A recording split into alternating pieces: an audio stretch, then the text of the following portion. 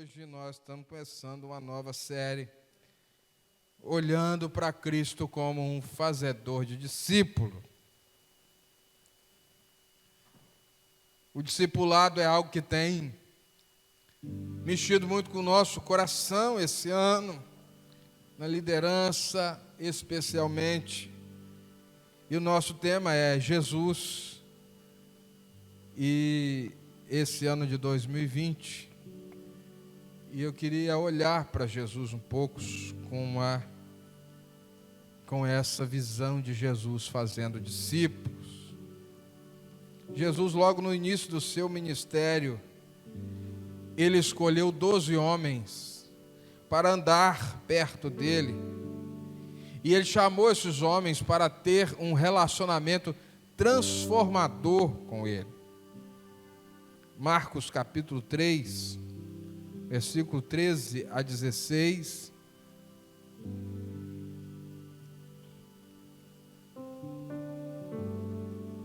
Marcos capítulo 3 nos mostra esse dia, esse chamado especial, logo no início do ministério do Senhor. Diz a Bíblia que ele subiu no monte e chamou a si aqueles que ele quis, os quais vieram para junto dele. Escolheu 12, designando-os como apóstolos, para que estivessem com ele e os enviasse a pregar e tivessem autoridade para expulsar demônios. Jesus é o melhor discipulador de toda a história. E no final do seu ministério ele diz que nós devemos fazer discípulos. Se nós temos que fazer discípulos e Jesus é o melhor discipulador, nós precisamos aprender com ele como se faz discípulo. Jesus durante 3 anos trabalhou na vida de 12 homens comuns, 12 homens que estavam completamente fora de uma realidade espiritual, e transformou a mente, o caráter, a vida desses homens, e ele ensinou, ele deu ferramentas para que eles continuassem uma obra que impactou e virou o mundo de cabeça para baixo.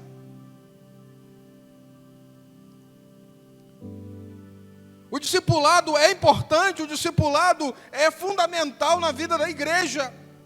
O discipulado é o negócio da igreja, o discipulado é o trabalho da igreja. Jesus formou os seus discípulos num sistema de valores baseados na palavra de Deus. Ele tira os valores do mundo, ele tira os valores da religiosidade, e ele começa a implantar, a mudar a mente, a mudar a vida desses homens, e dizer que agora eles tinham que viver com padrões do céu, com padrões diferentes. Isso não é fácil. Ele levou 3 anos nesse trabalho, e ele ensinou, e ele fez isso de diversos modos.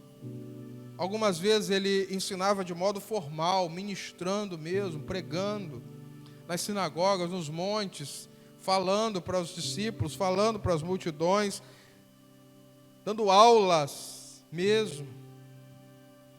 Outras vezes ele fazia leitura de fatos cotidianos,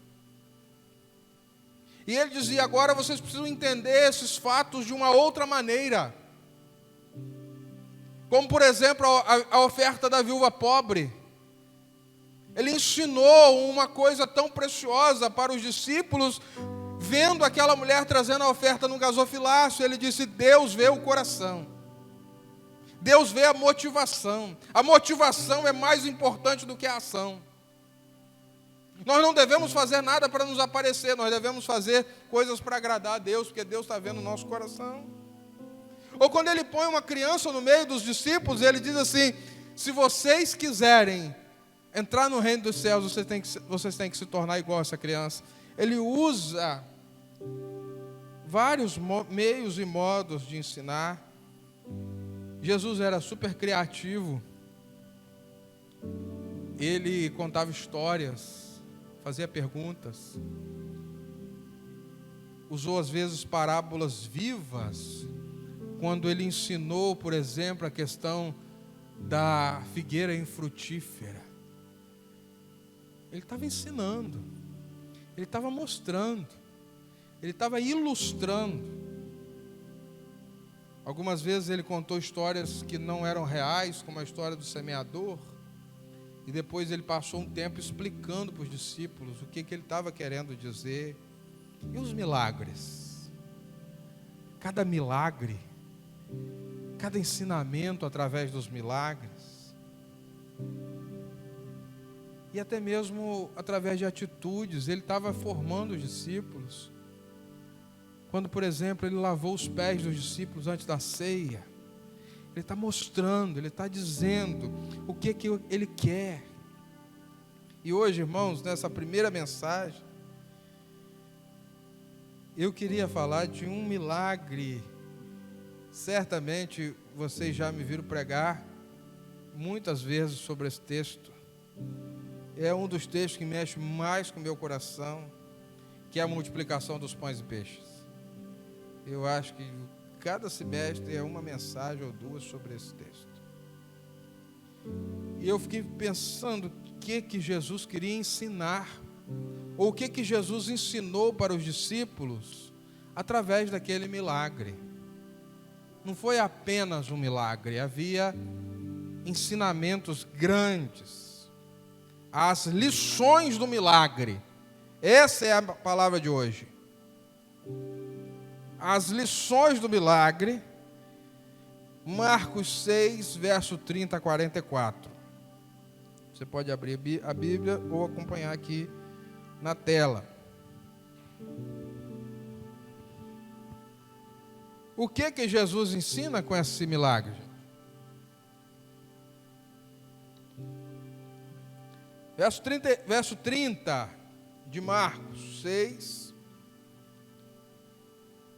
Vamos lá. E os apóstolos ajuntaram-se a Jesus e contaram-lhe tudo o quanto tinham feito, como o que tinham ensinado. E ele disse-lhes: vinde vós aqui à parte, ao lugar deserto, e repousai um pouco, porque havia muito que iam e vinham, e não tinham tempo nem para comer. E foram sós num barco para um lugar deserto. E a multidão viu-os partir, e muitos o conheceram, e correram para lá a pé de todas as cidades, e ali chegaram primeiro do que eles, e aproximavam-se dele. E Jesus, saindo do barco, viu uma grande multidão, e teve compaixão deles, porque eram como ovelhas que não tinham pastor, e começou a ensinar-lhes muitas coisas. Verso 35. E como o dia já muito adiantado, seus discípulos se aproximaram dele, lhe disseram: olha, o lugar é deserto, e o dia já está muito adiantado. Despede-os para que vão aos lugares e aldeias circunvizinhas e comprem pão para si, porque eles não têm que comer. Ele, porém, respondendo, lhes disse: dai-lhes vós de comer. Olha o que ele disse para os discípulos. Sabe quem é que vai dar de comer essa multidão? Vocês. Dai-lhes vós de comer. E eles disseram-lhe: iremos nós e compraremos 200 dinheiros de pão para lhes darmos de comer? Jesus, nós não temos dinheiro. Se tivesse dinheiro, a gente resolvia o problema, mas nós não temos dinheiro em quantidade para comprar. Como é que nós vamos dar de comer se nós não temos recursos? Como cuidar de muitos com poucos recursos? Não é isso que o discipulador está ensinando aos seus discípulos? Como fazer muito ou atingir muito tendo pouco? E ele lhes disse-lhes: quantos pães tendes? Verso 38. E de ver. E sabendo-os, eles disseram, encontramos aí, depois nós sabemos em outra história, em outro evangelista, que eram lanches de um menino que eles confiscaram. 5 pães e 2 peixes. E ordenou-lhes que fizessem assentar a todos em ranchos sobre a erva verde. E assentaram-se repartidos de 100 em 100 e de 50 em 50. E tomando ele os 5 pães, os 2 peixes, levantou os olhos ao céu, nós já vimos que isso é uma expressão para oração, abençoou e partiu os pães, e deu-os aos seus discípulos, para que os pusessem diante deles, e repartiu os 2 peixes por todos. E todos comeram e ficaram fartos, e levantaram 12 alcovas cheias de pedaços de pães e de peixe. E os que comeram os pães eram quase 5.000 homens, porque mulher e criança não contava naquela época.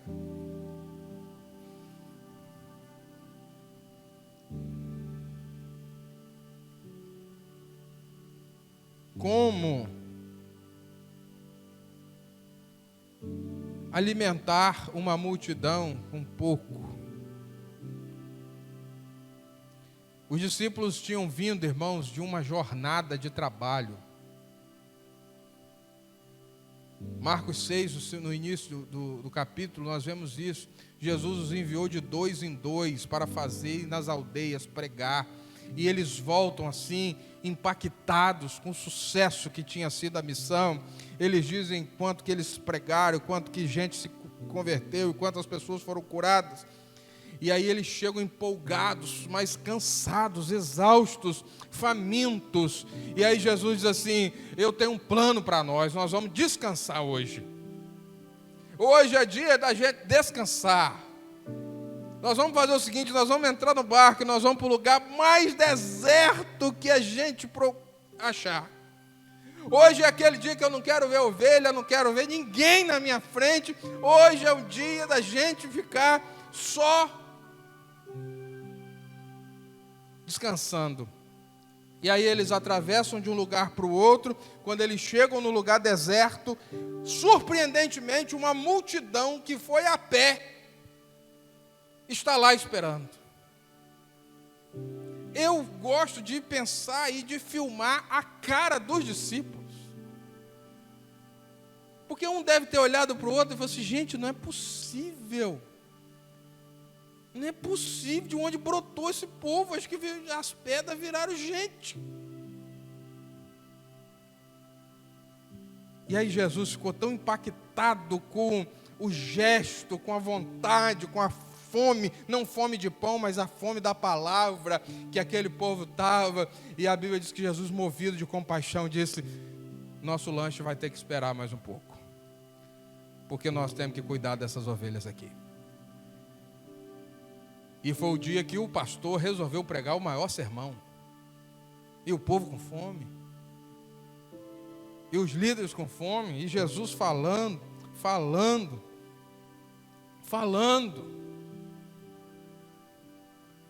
A necessidade daquelas pessoas era muito maior do que qualquer coisa. E ele se dispõe a ensinar. E aí os discípulos começam a ficar desesperados, porque eles estavam cansados, eles estavam com fome, eles já não estavam processando nada direito. E ele diz assim: Senhor, nós temos um problema, o povo está aí, não tem dinheiro, não tem comida, o lugar é deserto, eles vão morrer de fome. Encerra esse culto, encerra essa pregação, encerra esse sermão e manda esse povo embora. E aí Jesus diz assim: sabe quem é que vai dar de comer para esse povo? Vocês. Quantos pães vocês têm? E aí eles descobrem que eles têm 5 pães e 2 peixes. André foi que descobriu um menino prevenido, ou com a mãe prevenida, que tinha levado um lanche. Eu gosto de pensar nesse menino como um gordinho. Porque só gordinho que leva o lanche, pensa no lanche quando vai assim. Ele pensou, nós vamos comer o quê? E eu gosto de pensar nessa mãe como uma mãe exagerada, como as mães que tem por aí. Porque o menino levou 5 pães. A mãe deve ter pensado assim, meu filho, eu não sei para onde você vai, como é que vai ser. Leva 5 pães. Eu sei que você está um pouquinho desnutrido, acho que você está precisando. Né? E o pão naquela época não era esse pão francês, não. O pão naquela época era uma pataca assim, grandona. 5 pães e 2 peixes. Era uma senhora marmita. E outra coisa, irmão, pobre. Porque pobre gosta de fartura. Não é não? Você nunca fez farofada na praia? Você precisa orar para fazer uma para você virar gente. Frango com macarrão e farofa aí, falou alguém. Farofa! E mistura aquilo tudo, coloral, vai sujar na boca, com areia da praia. É uma coisa sensacional. Gelado, né? Porque não tem nem lugar. E todo mundo feliz da vida. Eu fico pensando naquelas festas de rico, gente, que tem aqueles canapés. Canapé? O negócio é coxinha.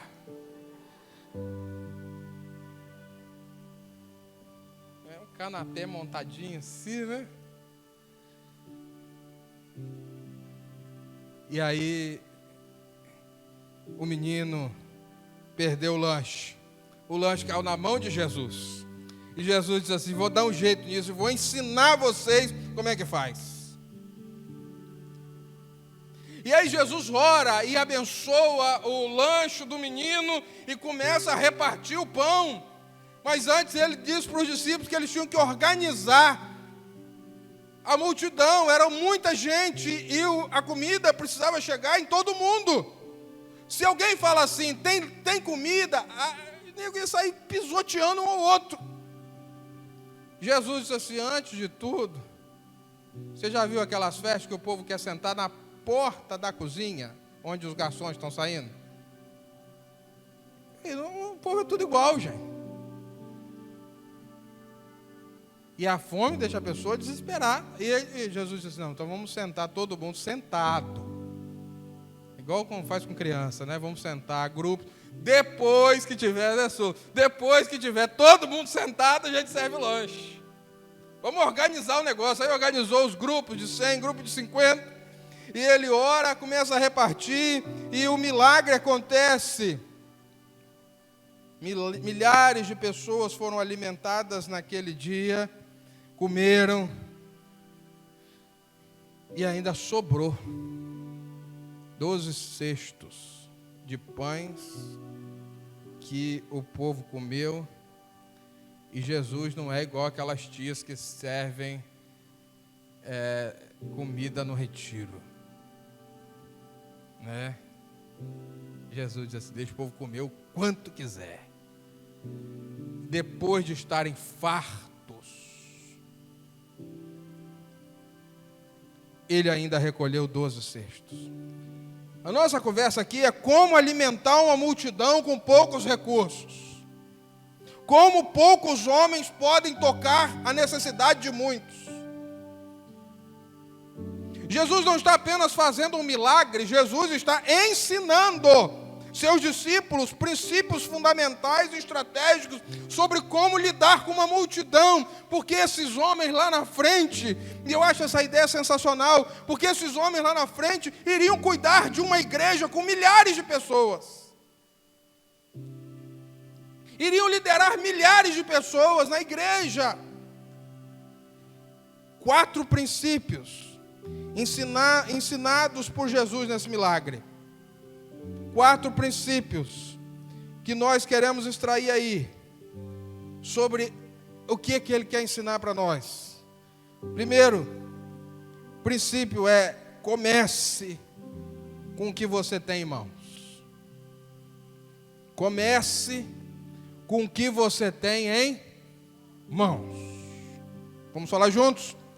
Comece com o que tem em mãos. Verso 38 é a base desse princípio. Ele diz: e ele disse-lhes: quantos pães vocês têm? E de ver.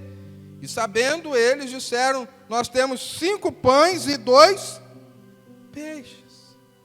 Jesus, ele está ensinando que quando a gente quiser começar alguma coisa, algum projeto, alguma ideia, nós temos que olhar primeiro para o que temos disponível, não para o que não temos. Olha para o que tem e não olha para o que falta. É assim que começa o milagre. É assim que começa o milagre. Jesus não foca naquilo que eles não têm. Jesus começa com aquilo que eles têm.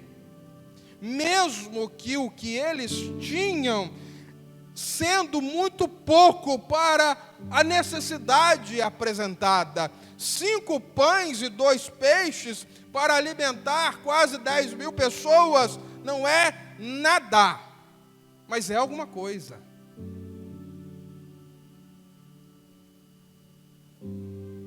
Começa com o que você tem. Agradece pelo que você tem. E aí você vai ver o milagre acontecer. Enquanto você está reclamando e pensando naquilo que você não tem, as coisas não acontecem. Nunca despreze os pequenos começos. Não despreze o que você tem em mãos. Pastor, eu tenho tão pouco. Quando eu olho para a minha célula, quando eu olho para os meus liderados, quando eu olho para o dinheiro que eu tenho no banco, ou não tenho, quando eu olho para o meu salário, de alguns reduzido, quando eu olho para a minha casa, quando eu olho para o meu carro, para a minha bicicleta, quando eu olho para o que eu tenho, eu vejo assim que eu tenho muito pouco. Tem um juiz na Bíblia, no livro de Juízes, que a única coisa que ele tinha na mão era um ferrão de boi. E os filisteus atacaram. Ele não tinha uma espada, ele não tinha um escudo, ele não tinha uma lança, ele só tinha um ferrão de tocar boi. E ele disse: se eu tenho um ferrão de tocar boi, e é o que Deus está me dando, eu luto com esse ferrão de tocar boi. E ele matou milhares de filisteus, usando o que ele tinha nas mãos. Quando Davi foi lutar, ele lutou com 5 pedras, que era o que ele tinha, e era o que ele sabia fazer.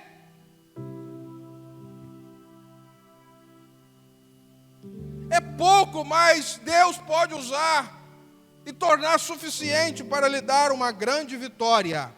Para de pensar naquilo que você não tem.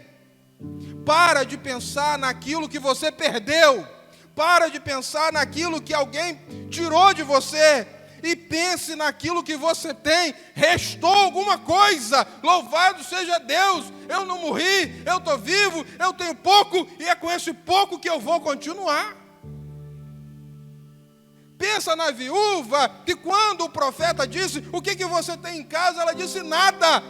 Mas aí ela lembrou: eu tenho apenas uma garrafinha de azeite. E foi o suficiente, porque com Deus o pouco é muito, e com Deus o fraco fica forte. Segundo princípio, o milagre não dispensa a organização e a estratégia. Pastor, se é milagre, vai acontecer de qualquer maneira. Errado. Se é milagre, nós não precisamos fazer nada. Nós vamos sentar, aguardar e receber. Errado.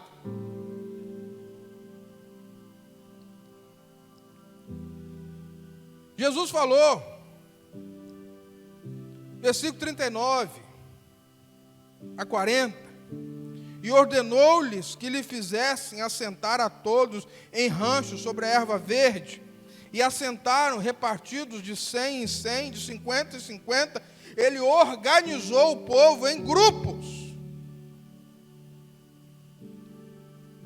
Como fazer o pão chegar à mão de todas as pessoas e não deixar ninguém de fora? Como os pães vão chegar nas mãos de tantas pessoas? E ele dá uma estratégia simples.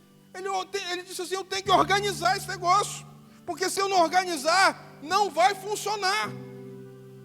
Quantas pessoas são? Milhares. Então, por favor, vocês vão entrar no meio desses milhares e vocês vão começar a organizar grupos de 50, grupos de 100, grupos de 50, forma grupo de 50. Quando tiver formado os grupos, todo mundo senta e aguarda. É uma estratégia logística inteligente. Nenhum homem, nenhuma mulher, nenhuma criança ficou sem comer. A fonte da multiplicação é Deus, mas o trabalho do homem se faz importante. E quando eles recolhem os pedaços, ainda sobram 12 cestos. Irmãos, nós precisamos acreditar no milagre e nós queremos viver multiplicações, mas não existe nada que a gente faça para Deus de graça. Faz a sua parte. Se você cruzar os braços e esperar acontecer, não vai acontecer. E uma das estratégias de maior sucesso atualmente e ao longo da história da igreja são os pequenos grupos, são as células.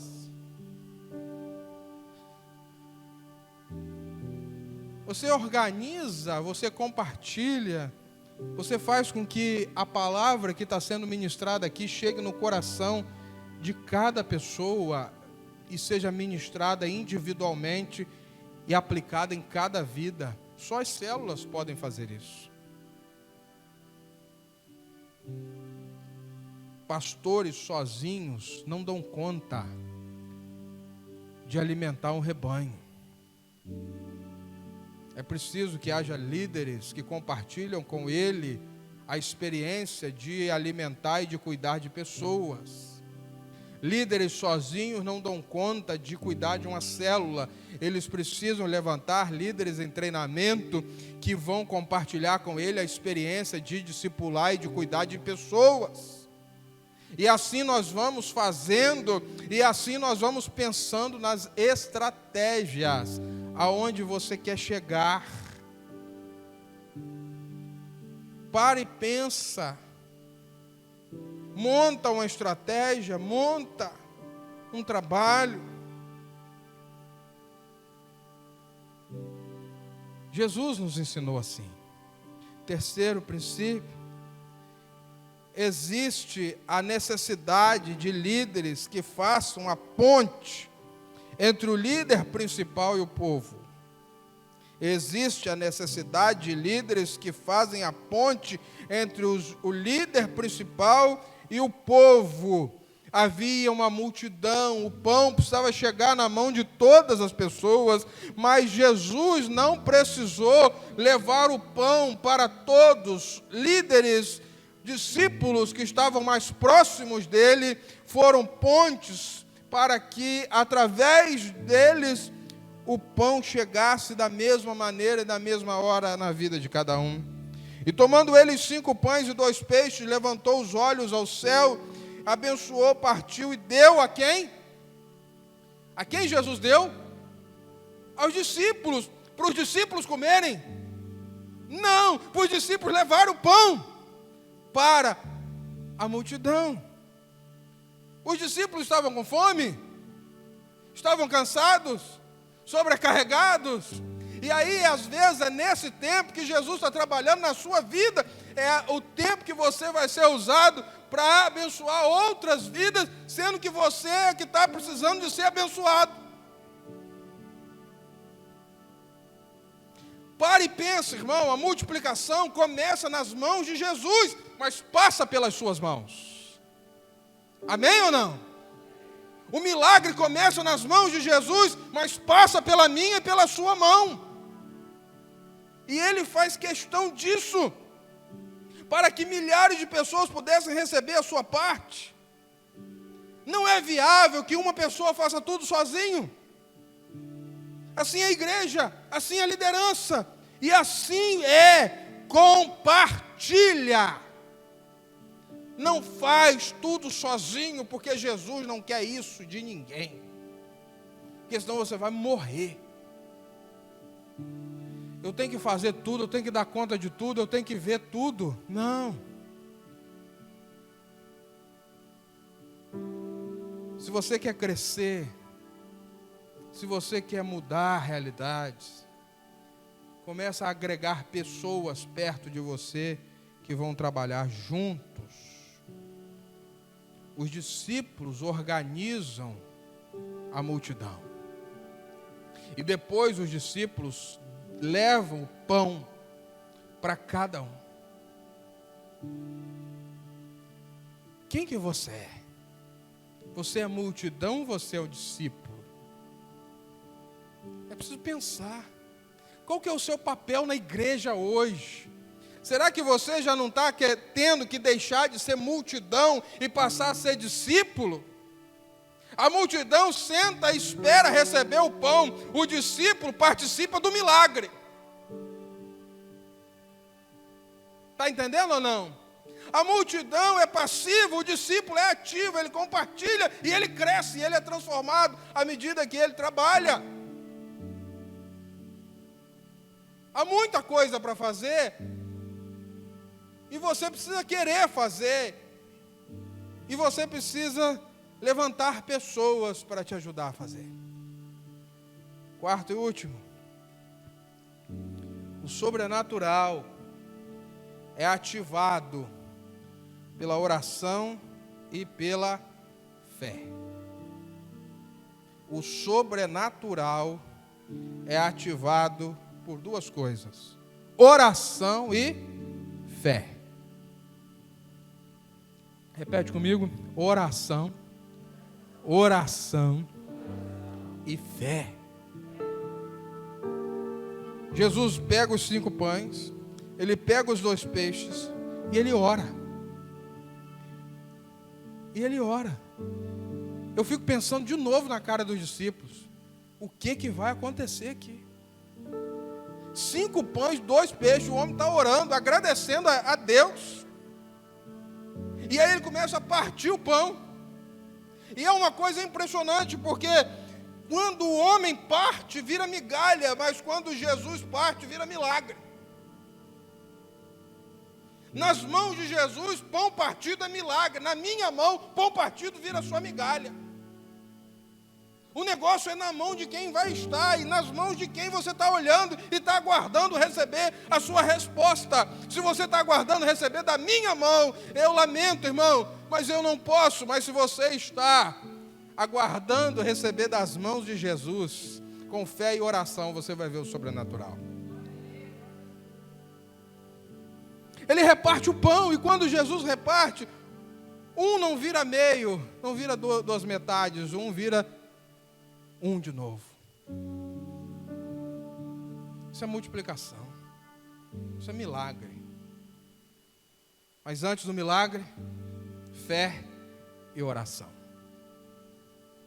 Antes do milagre, fé e oração, não há outro caminho. A vida cristã é desgastante.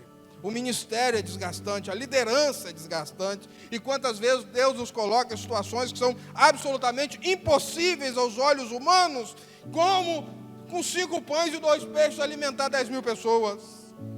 Vida cristã é andar pela fé, liderar é andar pela fé, em Jesus Cristo. Andar com Jesus é deixar de confiar em si mesmo e passar a confiar absolutamente nele. Andar com Jesus é deixar de confiar no seu dinheiro e passar a confiar absolutamente nele. Andar com Jesus é deixar de confiar em todos os recursos naturais que você tem e passar a viver num ambiente do sobrenatural. E para isso, só nos resta um caminho: orar e ter fé. E aí eu fico pensando, sabe o que, irmãos? E aqui eu termino. Pedro, Tiago, João, no dia de Pentecostes, 120 pessoas, 120 pessoas começaram uma reunião de oração. Ninguém levou, não tinha Facebook, não tinha YouTube, não tinha transmissão ao vivo, não tinha convite, não tinha nada, mas tinha o Espírito Santo. E começou um movimento em Jerusalém, milhares de pessoas começaram a ir para um lugar que não é o templo, é uma casa onde eles estavam orando. E aí uma igreja com 120, que amanhece com 120 membros, termina com mais de 3.000 membros. E eu não vejo nenhum discípulo tremer. Eu não vejo nenhum discípulo ter medo. Eu não vejo nenhum discípulo perguntar o que fazer, porque o discipulador já tinha ensinado como lida com multidão. Você não está entendendo o que Jesus está te ensinando hoje, mas amanhã vai ser muito mais fácil, porque o que você está aprendendo hoje, Ele vai usar amanhã na sua vida. Milhares de novos convertidos. Eles sabiam exatamente o que fazer. 12 homens, poucos recursos. E ele disse: a primeira coisa é dividir essa multidão em casas. É claro que os discípulos estão pensando. Olha lá os grupos de 50, os grupos de 100, do milagre da multiplicação. E agora ele diz assim: se a gente, para dar conta de pastorear e cuidar de tanta gente, nós temos que ir para as casas. Só uma reunião não resolve. Uma casa não cabia mais de 20, 30 pessoas. E aí a Bíblia diz que eles se reuniam diariamente, no templo e nas casas. Em cada alma havia temor. E a palavra era ensinada pelos apóstolos. Eles estavam vivendo a comunidade da fé. E dia a dia o Senhor acrescentava os que iam sendo salvos. No capítulo 5 de Atos, nós já temos mais de 5.000 pessoas convertidas em Jerusalém. E depois pararam de contar e disseram: muitas multidões.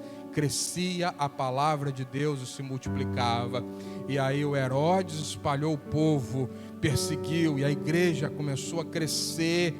E os discípulos sabiam exatamente o que fazer, porque o discipulador já tinha ensinado como lidar com aquela situação. Meu irmão, nós não temos outro caminho. Nós não temos outro caminho. Nós não precisamos de outras lições. Nós não precisamos de outro discipulador. Nós já sabemos exatamente o que fazer. Está aqui na palavra. É só a gente olhar, ler, entender, aplicar aquilo que ele já ensinou. Está tudo aí. Está tudo aí. Começa com aquilo que você tem em mãos. Fica de pé no seu lugar. Comece com aquilo que você tem em mãos. Para de pensar naquilo que você não tem. Pastor, o que eu tenho? Eu não sei o que você tem. Você sabe. É muito pouco.